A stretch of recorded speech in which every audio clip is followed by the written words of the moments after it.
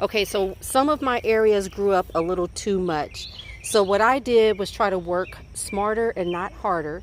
I got a weed eater, and I actually was able to weed down everything down to the dirt because the roots of whatever it was not coming up.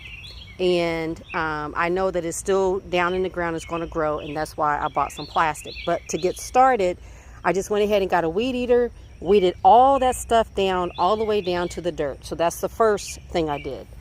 The second step is I put compost on top of the dirt, and I'm hoeing everything and mixing everything all up.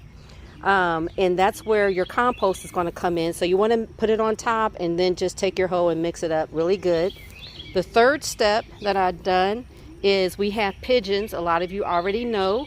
And I actually have some pigeon compost, some manure that I've been composting for almost a year now. Well, not almost a year, probably about at least 6 months. Or close to that, I've been composting it. So it's broken down fairly well.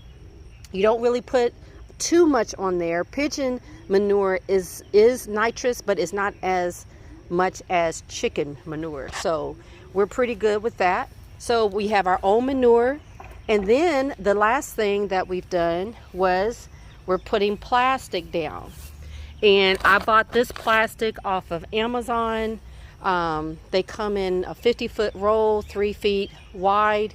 I looked to see and make sure that they were food grade. It didn't say, but it also said a lot of people used it in their garden. So you just kind of got to go with it. Either you put plastic down or you don't have to put plastic down. It's totally personal preference. For me, I'm putting plastic down this year to try it out because we have so many weeds and things going on, okay?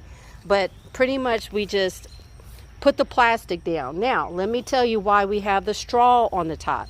Because black attracts heat and it gets hot. And I don't want my soil underneath of it getting too hot for my plants.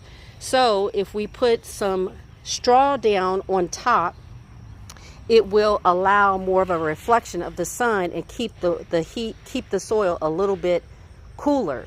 So that's why we put something on the top where the soil won't get too hot, okay? So that's pretty much what we're doing. So we're kind of going plate row by row. I've still got a lot of work to do trying to get this all done in 1 week. I've already got some of my seeds that have germinated and they're ready to transplant. So that's why I'm trying to hurry up. And some I will actually purchase that's already been done, like I said, a transplant from the store to try to get some stuff into the ground. But anyway, I just want to kind of keep you all updated. And once again, like I said, I'm starting really late, but it doesn't matter. Just start when you can, as much as you can. Just do what you can with what you have, okay? All right. I appreciate you all. Thanks for watching. If you have any questions, please put in the comments. It's like 9:20 and it's already 80 degrees, so I won't be out here long. All right. Thanks a lot. Bye.